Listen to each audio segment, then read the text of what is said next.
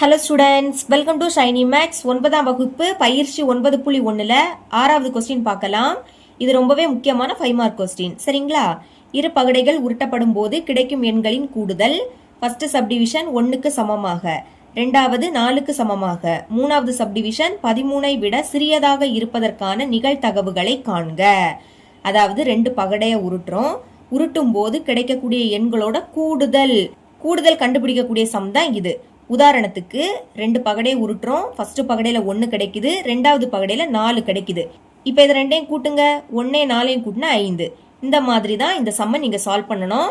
இங்க 3 சப்டிவிஷன் கொடுத்துருக்காங்க. அதை சால்வ் பண்றதுக்கு முன்னாடி n ஆஃப் s ஓட மதிப்பு கண்டுபிடிக்கணும். ஓகே, ஃபர்ஸ்ட் s எழுதிக்கலாம். sனா கூறு வழி எழுதிருங்க.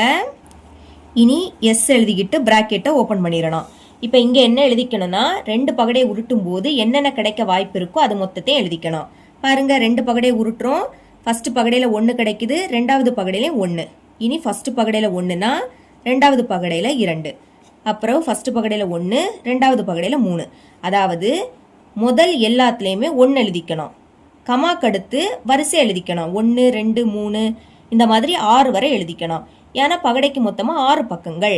அதனால 6 வந்த உடனே நீங்கள் ஸ்டாப் பண்ணிக்கலாம். எழுதிக்கலாமா? ஃபர்ஸ்ட் 1 வரும், அடுத்து 4, 3க்கு அடுத்து 4 தானே வரும். இனி 1,5, அப்புறம் 1,6. இதோட ஃபர்ஸ்ட் வரிசையை நிறுத்திக்கலாம். இனி ரெண்டாவது வரிசை எழுதும்போது முதல் 2 எழுதிக்கணும். இதுக்கு முன்னாடி 1 எழுதணும். இங்கே 2 வரும். அடுத்து கமாக்கு அடுத்து 1 எழுதிக்கணும். இனி 2,2. கமாக்கு அடுத்து எழுத தெரியலேன்னா மேலே இருக்கிறத பார்த்து எழுதிருங்க. சரிங்களா? இனி 2,3, அடுத்து 2,4, இனி 2,5, அப்புறம் 2,6. இதோட ரெண்டாவது வரிசை முடிஞ்சு இனி மூணாவது வரிசை. அப்போ ஃபர்ஸ்ட் 3 வரும், அடுத்து 3,1, 3,2, 3,3, 3,4, 3,5, 3,6. நாலாவது வரிசை, அதனால ஃபர்ஸ்ட் 4, 4,1, 4,2, 4,3, 4,4, 4,5, 4,6. இனி ஐந்தாவது வரிசை.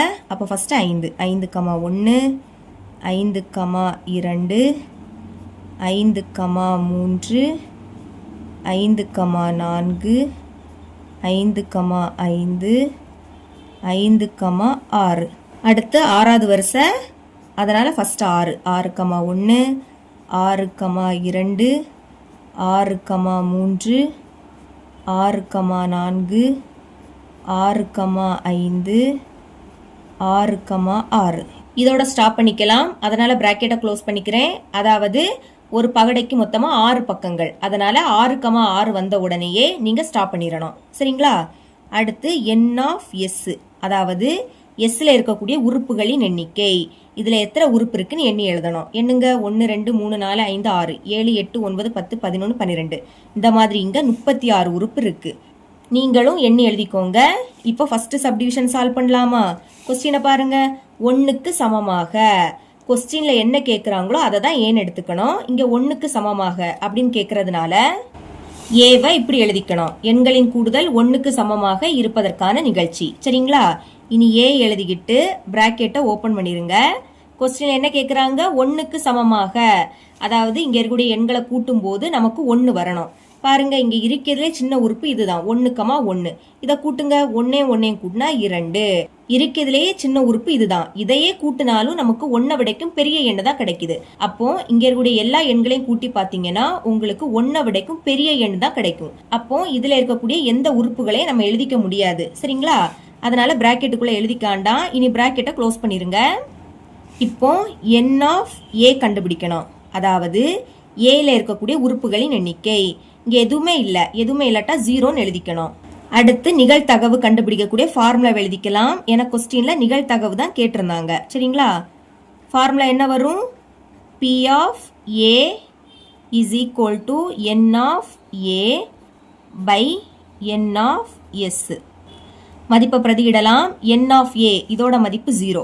அப்போ மேலே 0 வரும். பை n ஆஃப் s இதோட மதிப்பு 36. அதனால கீழே 36. இப்போ மேலே 0 வந்து கீழே எந்த எண் வந்தாலும் அதோட மதிப்பு 0 தான். ஞாபகம் வச்சுக்கோங்க, மேலே 0 வந்து கீழே எந்த எண் வந்தாலும் இது மொத்தமும் 0 ஆயிடும். இதுதான் இதோட ஆன்சர். இனி செகண்ட் சப்டிவிஷன் பார்க்கலாம். 4க்கு சமமாக கொஸ்டின்ல என்ன கேக்குறாங்களோ அதை தான் ஏன் எடுத்துக்கணும். ஆனா இதுக்கு முன்னாடி உள்ள சப்டிவிஷன்ல ஏன் எடுத்துக்கிட்டனால இதை நம்ம பீன்னு எடுத்துக்கணும். சரிங்களா? கொஸ்டின்ல 4க்கு சமமாக அப்படின்னு கேட்டிருந்தனால பி எப்படி எழுதிக்கணும்னா எண்களின் கூடுதல் 4க்கு சமமாக இருப்பதற்கான நிகழ்ச்சி இப்படி எழுதிக்கணும். அடுத்து பி எழுதிக்கிட்டு பிராக்கெட்டை ஓபன் பண்ணிருங்க. பாருங்க, நமக்கு 4க்கு சமமாக அப்படின்னு கேட்டாங்க. அதனால 2 எண்களை கூட்டும் போது 4 வரணும். இங்க 1 3 கூட்டினா 4 வரும், 2 2 கூட்டினாலும் 4 வரும், 3 1 கூட்டினாலும் 4 வரும். இந்த மாதிரி நீங்க கிராஸ்ல பார்க்கணும். இந்த 3 உறுப்புகள் தான் வரும். மற்றபடி எல்லாத்தையும் கூட்டி பார்த்தீங்கன்னா உங்களுக்கு 4 கிடைக்காது. அப்போ கிராஸ்ல இருக்கக்கூடிய இதை எடுத்து எழுதிக்கலாம். ஃபர்ஸ்ட் 1,3, ரெண்டாவது 2,2, மூணாவது 3,1. இவ்வளவுதான். பிராக்கெட்டை க்ளோஸ் பண்ணிக்கலாம். அடுத்து n ஆஃப் பி, அதாவது பியில் இருக்கக்கூடிய உறுப்புகளின் எண்ணிக்கை. இதில் 1 2 3 மொத்தமாக 3 உறுப்பு இருக்கு. அப்போ 3 வரும். இனி நிகழ்தகவு கண்டுபிடிக்கக்கூடிய ஃபார்முலா நிகழ்தகவு எப்படி எழுதிக்கணும்னா பி ஆஃப் பி. போன சம்மில் ஏ எழுதியிருந்தோம், அதனால இங்கே ஏ எழுதிக்கிட்டோம். இங்கே பி எழுதியிருக்கனால இங்கேயும் பி தான் வரும். அடுத்து n ஆஃப் பி, இங்கே பின்னா இங்கேயும் பி தான். சரிங்களா? அது மாறாது. பைக்கு கீழே எப்போவுமே n ஆஃப் எஸ் தான் வரும். மதிப்பை பிரதியிடலாம். n ஆஃப் பியோட மதிப்பு 3 பை n ஆஃப் எஸ்ஸோட மதிப்பு 36. இப்போ இது ரெண்டுமே 3ஆம் வாய்ப்படி கேன்சல் ஆகும். 1 3 3, 1 3 3, அடுத்து 3 6. இதுக்கு மேலே கேன்சல் பண்ண முடியாது. அப்போ மேலே பாக்கி 1 இருக்கு, கீழே 12 இருக்கு. இதுதான் இதோட ஆன்சர். இப்போ தேர்ட் சப்டிவிஷன் சால்வ் பண்ணலாம். கொஸ்டினை பாருங்க. 13ஐ விட சிறியதாக இருப்பதற்கான நிகழ்தகவுகளை காண்க. அதாவது இங்க 2 எண்களை கூட்டும் போது 13 விடைக்கும் சிறிய எண் கிடைக்கணும். சரிங்களா? அப்ப சி எப்படி எழுதிக்கணும்னா இங்க எழுதியிருக்கேன். இதுக்கு முன்னாடி உள்ளதை பின்னு எடுத்துக்கிட்டனால இதை நீங்க சின்னு எடுத்துக்கணும். எண்களின் கூடுதல் 13ஐ விட சிறியதாக இருப்பதற்கான நிகழ்ச்சி இப்படி எழுதிருங்க. இனி சி எழுதிக்கிட்டு பிராக்கெட்டை ஓபன் பண்ணிக்கலாம். இப்போ எஸ் பாருங்க, இதுல இருக்கிறதுலயே பெரிய உறுப்பு இதுதான் 6,6. இதை கூட்டுங்க. 6ஐயும் கூட்டினா 12 கிடைக்கும். அதாவது நம்மளுக்கு கொஸ்டின்ல 13 விடைக்கும் சிறிய எண் கிடைக்கணும். சரிங்களா? இங்க இருக்கிறதுலே பெரிய உறுப்பு இதுதான். இதை கூட்டினாலே நம்மளுக்கு 13 விடைக்கும் சிறிய எண் தான் கிடைக்குது. அப்போ இங்க இருக்கக்கூடிய எல்லா எண்களையும் கூட்டினா 13 விடைக்கும் சிறிய எண் தான் கிடைக்கும். அதனால இது மொத்தத்தையும் நீங்க எழுதிக்கணும். சரிங்களா? அதை அப்படியே எடுத்து எழுதிக்கிட்டேன். இனி n ஆஃப் சி, அதாவது சில இருக்கக்கூடிய உறுப்புகளின் எண்ணிக்கை. இதுல எத்தனை உறுப்பு இருக்குன்னு எண்ணி எழுதணும். என்னன்னா உங்களுக்கு 36 அப்படின்னு கிடைக்கும். இனி நிகழ்தகவு கண்டுபிடிக்கக்கூடிய ஃபார்முலா நிகழ்தகவு.